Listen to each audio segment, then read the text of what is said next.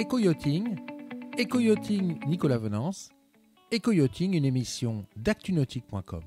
Bonjour et bienvenue à vous dans Éco-yachting. Aujourd'hui dans Éco-yachting en direct depuis Nautique de Paris, je vous propose de rencontrer Jimmy Pahin, député du Morbihan et navigateur.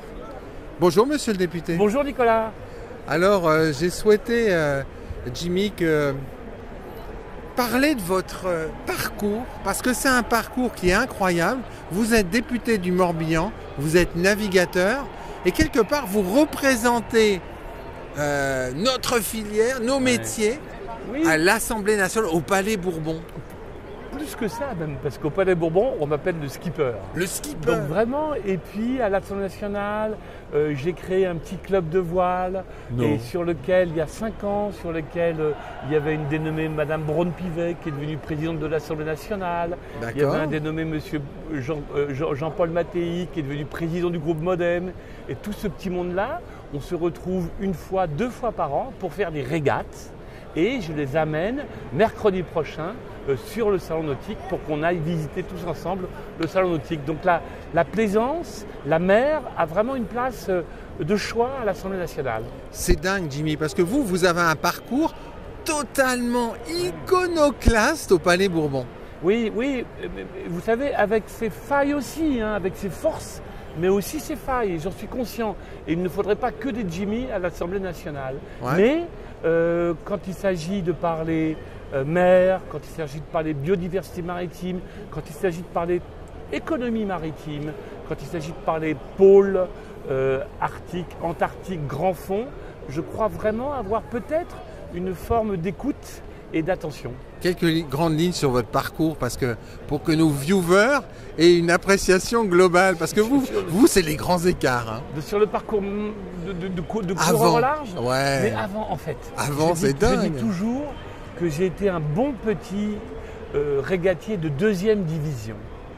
Parce que j'ai jamais fait la route du Rhum, j'ai jamais fait le Vendée Globe, j'ai fait 2 fois très mal la solitaire du Figaro, mais j'ai gagné 10 fois le Spiel Ouest-France, j'ai été plusieurs fois de champion de France de course au large, j'ai gagné le Tour de France à la voile, mais j'étais toujours encadré.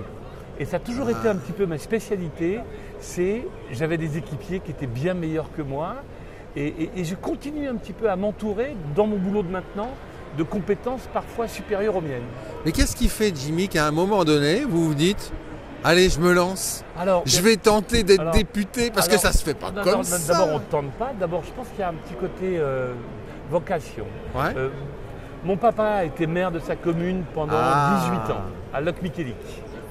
Mon papa a été maire de sa commune pendant 18 ans. Alors, Locmiquélic, c'est en face de Lorient, pour les gens qui ne connaissent pas. C'est le début de cette belle 2e circonscription du Morbihan qui va de Locmiquélic-Port-Louis jusqu'à la rivière d'Auray, Watt, Édic, Belle-Île. Donc je crois que c'est des plus belles circonscriptions. Ça c'est clair. Un Et bon bassin de navigation. donc mon papa a été maire. Moi j'ai été conseiller municipal de 2001 à 2007. J'ai été à nouveau candidat aux élections municipales en 2014. Donc, et François Bayrou, moi je fais partie. Je siège au Modem et François Bayrou dit, pour faire de la politique, il faut le goût des autres. Et mon père m'a vraiment inculqué ce goût des autres et je me sens être un petit peu au service. Vous voyez, par exemple, ici, demain matin, 10h, on va avoir une réunion importante sur l'évolution des statuts pour les coureurs au large professionnels, pour les gens qui font de l'encadrement en régate, pour des choses comme ça.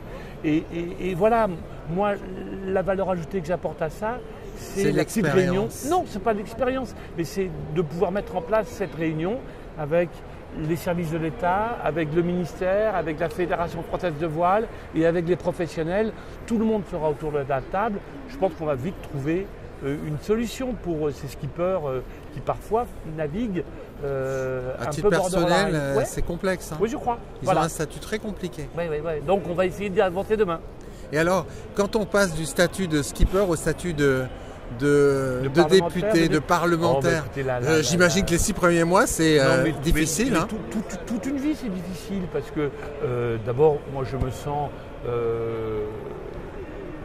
d'abord représentant de mes concitoyens, bah oui. et puis d'une France qui est un petit peu en complication, en difficulté, parce que vous voyez, on a eu la crise Covid dont on s'est bien sorti. Je trouve qu'on a vraiment le quoi qu'il en coûte a été assez fantastique pour que l'économie revienne. Ouais. Et puis boum, on a cette crise de l'énergie, cette crise d'inflation qui arrive. Donc c'est très compliqué de diriger, de manager un pays. Et voilà, moi je fais ma part.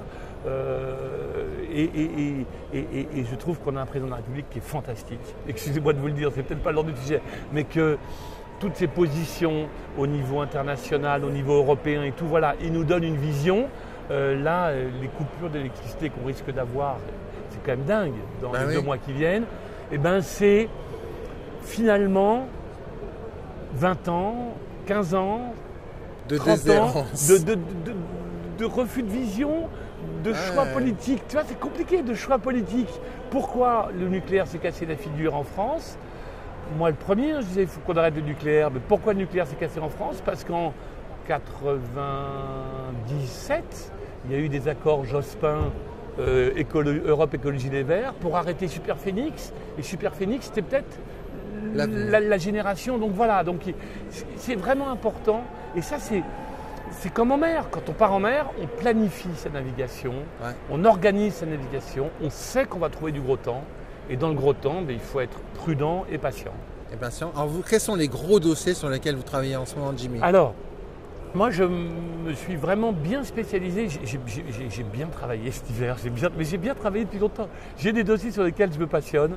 C'est l'ostréiculture. Ouais.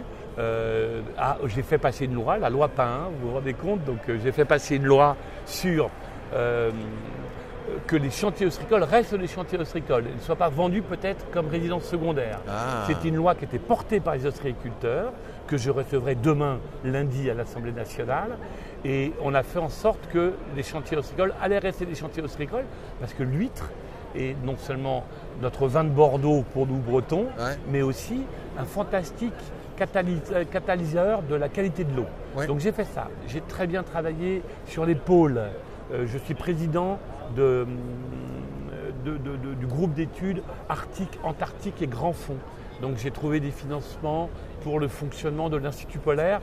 Et puis mon dernier dada, c'est la qualité de nos océans. La qualité de nos océans qui se dégrade en partie à cause de nos déchets. Ouais. Donc je me suis beaucoup investi dans des lois comme celle des économies circulaires, anti-gaspi, économie circulaire, et puis la loi climat et résilience qu'on a passée la dernière fois pour réduire notre consommation plastique. Il va falloir qu'on le fasse, il faut qu'on accepte, et c'est pour ça que je suis assez content. Hier, on était avec le ministre sur le salon, je sais que vous l'avez suivi aussi, Nicolas, et on était avec le ministre sur le salon, et qu'est-ce qu'on a montré au ministre ? Des résines recyclables, des peintures recyclables, des moteurs à hydrogène. On vit un moment compliqué où il y a 360 000 idées secondes et il faut qu'on arrive à se donner une feuille de route pour que dans 20 ans, on arrive à tenir les accords de Paris de nos baisses de gaz à effet de serre qui sont la condition sine qua non de notre survie dans de bonnes conditions sur la planète. En conclusion, comment vous le trouvez sur ce nautique ? Et qu'est-ce que vous dites à tous les Franciliens qui n'ont pas poussé la porte du salon Porte de Versailles ? À tous les Franciliens licenciés, parce que d'abord je crois que c'est gratuit pour eux, tous ceux qui sont licenciés à Breton. Et venez, parce que d'abord il y a tout, il y a des très beaux bateaux, il y a aussi des destinations de voyage. C'est ça qui est assez fantastique dans la Plaisance. Il y a des destinations de voyage absolument incroyables. Et rien que de venir, moi, gamin, je venais au salon nautique qui était à la porte du CNIT à Paris, à Paris, et j'y allais avec ma mamie et elle m'abonnait à Voiles et Voiliers. Donc tu vois, c'est des souvenirs fantastiques et qui ont construit un petit peu mon imaginaire et ma passion de la course au large. Et puis vous croiserez des grands champions dans les allées qui sont très facilement abordables. Merci beaucoup, Jimmy. Voilà.